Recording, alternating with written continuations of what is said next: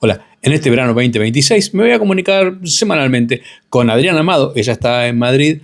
O sea, que es una persona muy interesante porque tenemos mucho para hablar de cómo se ven las cosas desde España, cómo se ven las cosas desde aquí, todo lo que está pasando en este mundo que está cambiando tanto, tanto, tanto, y cómo es que la comunicación lo muestra o no lo muestra.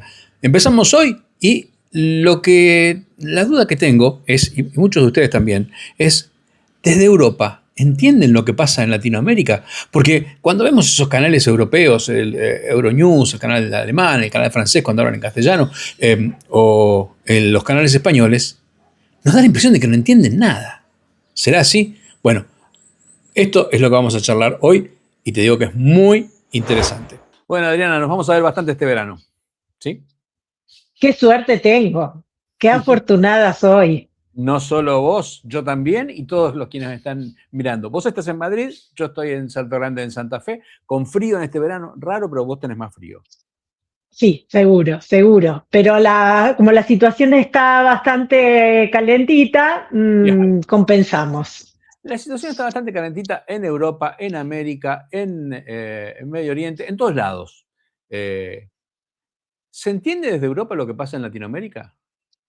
Definitivamente no. Sabes que yo empecé a venir a España hace 15 años y una de las cosas que constaté era que era imposible entender lo que estaba pasando en ese momento en Argentina. Y desde que estoy acá, hace 3 años, me doy cuenta que es imposible entender lo que pasa en Venezuela. Yo te diría que recién el viernes 9 de enero, cuando se liberan los presos, las noticias entienden que hay presos políticos en Venezuela, porque la modalidad informativa que tienen, que siempre tienden al equilibrio, hace que en las tertulias se siente uno que decía que había presos políticos y otro que le decía que no. Recién ahora podemos decir que salieron a ver si llovía. Claro, porque esa historia de que, bueno, pongamos uno de cada lado, entonces cada cual, y terminás empatando cosas que no tienen nada que ver una con la otra. Digo, el famoso y viejo, por eso decías, salieron a ver si llueve, porque la famosa frase de periodismo es, si alguien te dice que llueve y alguien te dice que no llueve, abrí la ventana y fíjate, ¿no? Esto es lo que los europeos no hicieron. Lo que pasa es que en ese tren de que todos tienen igual derecho a expresarse, cosa que se respeta muchísimo, y que había mucha gente muy prestigiosa aquí. De hecho, sabes que hay expresidentes y también se sospecha que el actual presidente tiene algún tipo de conexiones con el régimen de Venezuela. De hecho, costaba mucho periodistas que lo mencionaran así. Que Zapatero tuviera algo que ver con el régimen de Chávez. Por ejemplo, de hecho, ya eso es una cuestión que empieza a incluso tener escalada judicial. Pero lo esencial es que no se entiende que cuando hay elecciones, no es lo mismo que haya elecciones en un país con garantías institucionales que haya elecciones en un país que no las tiene. Entonces, existe un altísimo grado de países que tienen democracias electorales, así se llaman, es decir, que tienen el sistema electoral en movimiento, pero no tienen las garantías que necesita un sistema electoral, como por ejemplo libertad de asociación, libertad de expresión, libertad de información, libertad de todos los partidos políticos de presentarse. Supongo que ni se les imagina que los votos se pueden comprar con un bolsón de comida. No, no solo no se imaginan, sino que tampoco entienden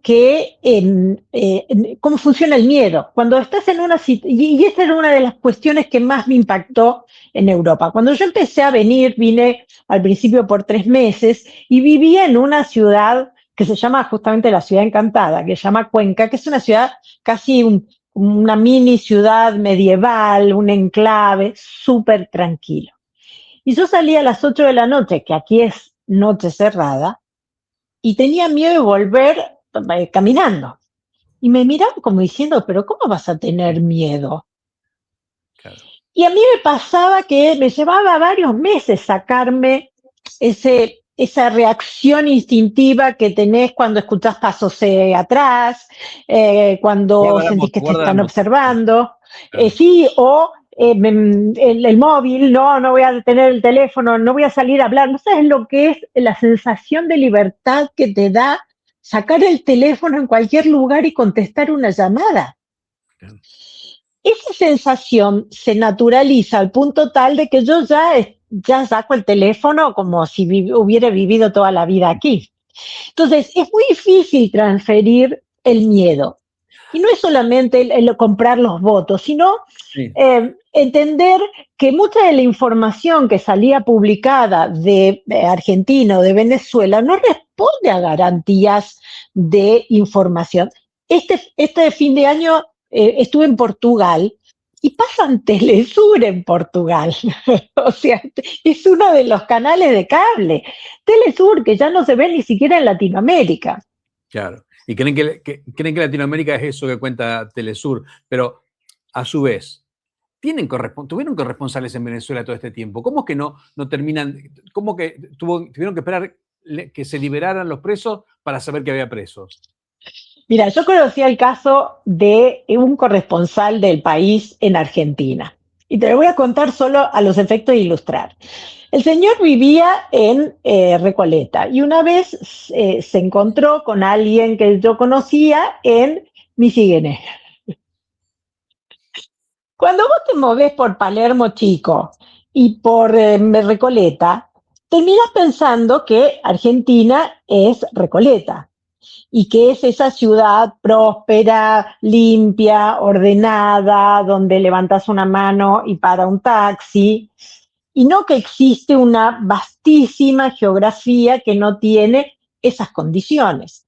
Si además te reunís con la gente con la que te querés reunir, es decir, si vas a cubrir el régimen y te atienden y obviamente te invitan, te llevan a lo que hay que mostrar, terminas convencido de que eso es así. Y además hay otra cuestión que hoy se está discutiendo, que está relacionada con el derecho internacional, y es esa idea de no meterse en la política de otro país, ¿no? Entonces, si los venezolanos eligieron todo el vicio por el cual la persona electa no es tan democráticamente electa como se sabe, queda desdibujado. Y entonces, ante el principio de no ingerir en la política de otro país, era como, bueno, ¿no? Esa gente que está eligiendo esas cosas o haciendo esas cosas. Pero lo que sí es cierto que atrás del sistema de Venezuela, y eso no lo podemos ignorar, porque tenemos también otra guerra en este momento muy cercana, que es la guerra de Ucrania, hay atrás un aparato de propaganda muy potente, y ese aparato de propaganda es sobre todo un aparato de propaganda que va a la intelectualidad, a las universidades, a los lugares donde se forman los periodistas y donde se forman muchos intelectuales.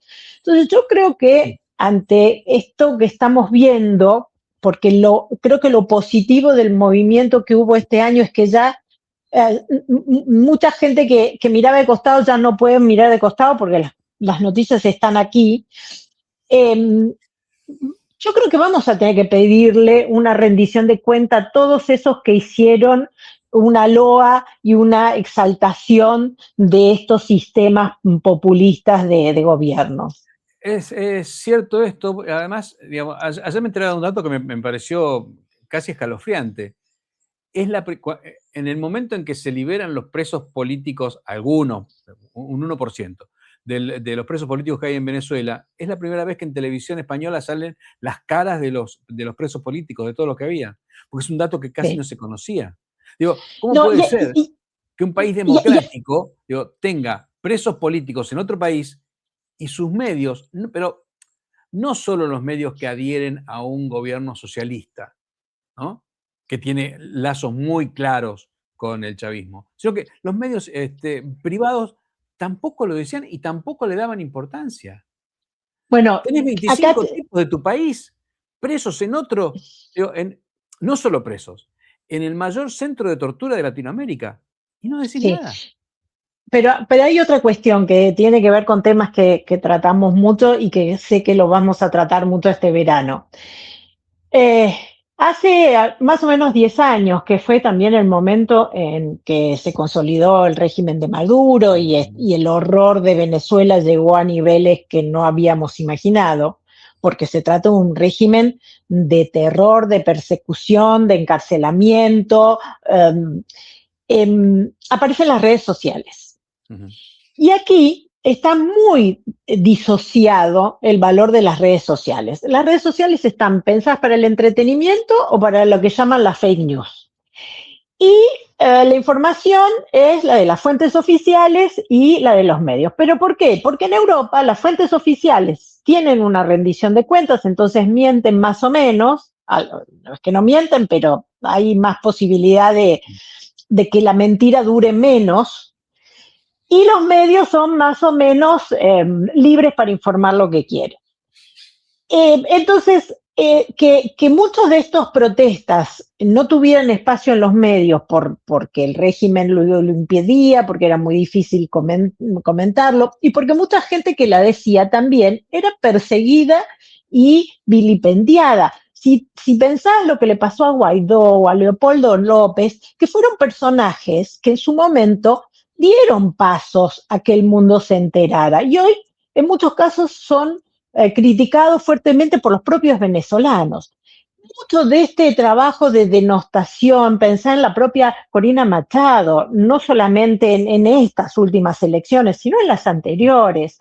No, el hecho de que no haya un festejo, que el gobierno español no haya felicitado a María Corina Machado, ¿no? Y de que tanta gente la mire como, digo, caramba, una mujer que trabajó como trabajó, con la estrategia que trabajó, no solo con la valentía, sino que también con la inteligencia con la que trabajó, digo, tendrían que estar aplaudiéndola y la miran como si fuera, bueno, digo, la verdad que, y esto que vos decís, se nota mucho en los medios europeos que nosotros consumimos, Euronews, por ejemplo, la propia BBC, la televisión alemana, la televisión francesa, en sus ediciones en castellano, cuando hablan de nosotros, dicen cosas que no son y que nosotros vemos que no son, con lo cual también podemos sospechar de lo que dicen de todas las otras cosas que nosotros no conocemos, donde no estamos.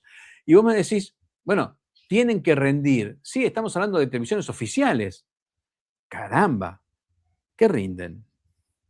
Bueno, fíjate que ya se nos pasó muy por arriba, pero otra de las grandes cosas que hizo Trump en estos últimos tiempos fue amenazar con enjuiciar a la BBC por esa cobertura en que sospechosamente lo asociaba declaraciones de él con lo que pasó digamos, con el asalto al Capitolio. Y esto también tiene que ver con la propaganda del eje Rusia, China, ¿sí? Que son muy efectivos. Ahora, te asombrarías la cantidad de periodistas que en algún momento estuvieron en medios oficialistas, de estos auspiciados del Estado, que andan dando vuelta por estas redacciones. Claro.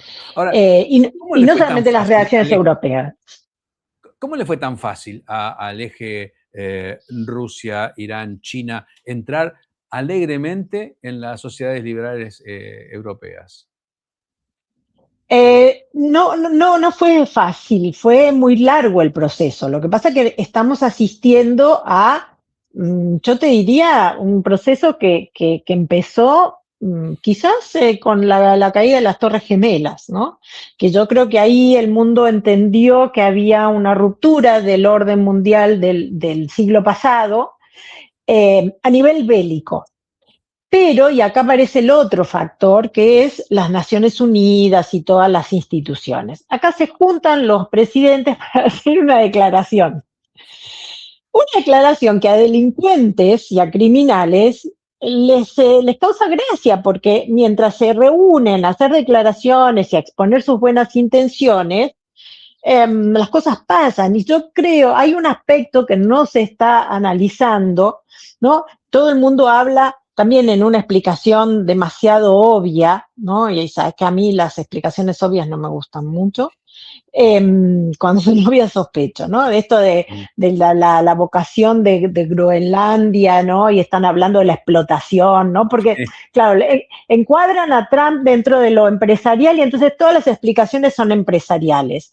Pero no nos olvidamos que desde que hubo la invasión a Ucrania, los países del norte de Europa están muy desprotegidos. Aquí todas las semanas tenés una noticia de que se corta el tren que pasa de Francia al Reino Unido, que se cae el sistema de un aeropuerto, que vuelan drones alrededor de aeropuertos de algún país del norte de Europa. Y lo naturalizás, pero eso sí son ataques que tienen que ver con lo bélico. La OTAN no pudo hacer nada para defender a Finlandia, Noruega, no está haciendo nada. Entonces, lo que dice Trump es, digamos, me parece que tiene más que ver con la posición estratégica desde el punto de vista de la defensa de Estados Unidos y de Norteamérica que tiene Groenlandia, que los metales pesados, o sea, lo que están diciendo. Igual, a mí toda esta cosa de Groenlandia me parece, digamos, Trump está agrandado, porque lo que hicieron en Venezuela, la verdad que es increíble, una gran acción militar, y está agrandado y dice esto. Yo no termino de creerle que le interese Groenlandia de tal manera, seguramente va a presionar, va a hacer alguna cosa. El cerebro detrás de lo de Venezuela es Marco Rubio, está bastante claro, y Trump hoy puede decir una cosa y mañana puede decir otra. Se ha convertido en esa bestia negra para Europa que le tiene entre miedo y fascinación, que también no saben, me parece que no saben decodificarlo, y que es el único tema que ven, no terminan de entender otra cosa. Pero bueno, Europa estaba muy bien hasta que llegaste a vivir ahí, Adriana. Me parece que la culpa es tuya. No, lo que pasa es que el otro estaba peor, con lo cual es como los migrantes venezolanos llegando a Europa del Este. Vos decís, Claro. ok, pero de donde vengo, la cosa está peor. Bueno, me parece una buena charla para empezar este verano. Vamos a seguir viéndonos, ¿te parece? Me parece buenísimo y espero que lo hagamos seguido porque las noticias de este verano lo ameritan. Creo que muchas de las cosas de las que veníamos hablando, del uso de redes, del cambio de información, de la caída de instituciones, y eso no significa que uno no esté defendiendo los valores democráticos que son para mí mi compromiso máximo. Lo que sí tenemos que pensar es que esa democracia formal no funcionó para países como Venezuela, como Nicaragua, como Argentina mismo, ¿no? Hoy nos encontramos que la reconfiguración de estos países no es simplemente, fíjate que también en Europa la primera, bueno, que hagan elecciones, pero se hicieron elecciones en el 2024 y no funcionó. ¿Por qué no le dan a María Corina el poder que se ganó en las elecciones? Porque se lo ganó en las elecciones y no lo tiene. Y no lo tiene. No lo tiene. Entonces, digo, pensar que hoy María Corina puede manejar Venezuela con los... Bueno, estamos viendo a nuestra amiga Carolina todo el tiempo desde la frontera en Venezuela y Colombia, que no puede entrar porque si entra la secuestran. Entonces, digo, están en ese país, ¿no? A todos quienes están viendo esto, acá abajo pueden dejar todas las preguntas que quieran, así en la próxima charla, la semana que viene, con Adriana, vamos a contestar porque somos una especie de oráculo de la geopolítica internacional, que es lo que nos tocó ahora. Es que yo mirando tantos otros oráculos digo, qué raro que no saquemos nosotros el micrófono y nos pongamos a ponderar. ¿Por qué no? ¿Te gustó? Perfecto. Vas a tener más. Vamos a seguir charlando. Las preguntas que quieras hacer, las podés hacer acá y nosotros vamos a intentar, en la medida de lo posible, contestarlas con Adriana la semana que viene. Recordá, no estoy monetizando el canal por ahora. Mercado Pago, Planeta OB, o también PayPal, Planeta OB. Cualquier colaboración se agradece con el corazón. Nos encontramos.